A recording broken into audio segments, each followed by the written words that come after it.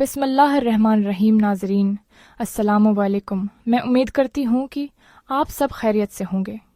ناظرین، کسی نے یہ سوال کیا تھا کہ اگر کوئی شخص سحری سے پہلے اپنی بیوی سے ہمبستری کرے تو کیا وہ بغیر غسل کیے ناپاکی کی حالت میں روزہ رکھ سکتا ہے؟ کیا اس کا روزہ ہوگا یا نہیں؟ میں نے آج ناپاکی کی حالت میں روزہ رکھا ہے، جاننا چاہتا ہوں کہ میرا یہ روزہ ہے یا میں اس روزے کے بعد قضا کروں گا۔ اس بھائی نے بہت اچھا سوال پوچھا ہے۔ ان کے سوال کا خلاصہ یہ ہے کہ ناپاکی کی حالت میں روزہ رکھنا کیسا ہے۔ میاں بیوی نے رات کے وقت ہمبستری کی، اب سحری کے وقت غسل کرنے کا وقت کم ہے، اب غسل کریں یا روزہ رکھیں؟ اگر بغیر غسل کیے روزہ رکھتے ہیں تو روزہ ہوگا یا نہیں؟ تو ناظرین، اس کا جواب غور سے سن لیں۔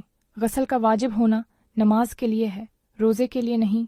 روزہ بغیر غسل کیے بھی رکھ سکتے ہیں، کیونکہ روزے کا تعلق نیت اور کھانے پینے سے ہے، نہ کہ جسم کی پاکیزگی سے۔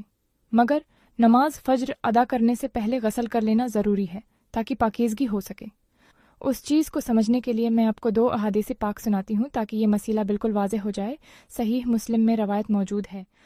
حضرت عائشہ صدیقہ رضی اللہ عنہا فرماتی ہیں کہ رمضان میں رسول اللہ صلی اللہ علیہ وسلم پر جنابت کی حالت میں فجر ہو جاتی تو آپ صلی اللہ علیہ وسلم غسل فرما کر روزہ پورا کرتے تھے۔ اب بہت سے لوگ یہ سوال کریں گے کہ وہ تو رسول اللہ صلی اللہ علیہ وسلم ہیں، ہم ان جیسے کہاں؟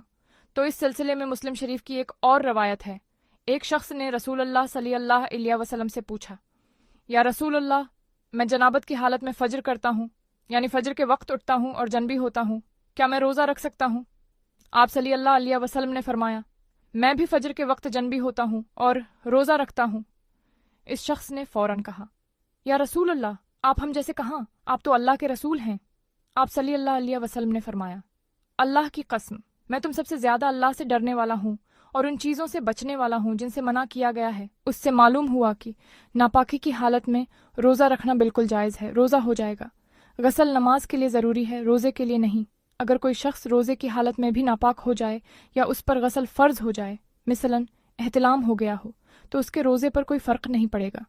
بہتر اور افضل یہ ہے کہ اگر وقت ہو تو غسل کر کے سحری کھائیں، لیکن اگر وقت نہ ہو یا جان بوجھ کر نہ کیا ہو تو بھی کوئی گناہ ہے نہیں، روزہ بالکل درست ہوگا، قضا کی ضرورت نہیں۔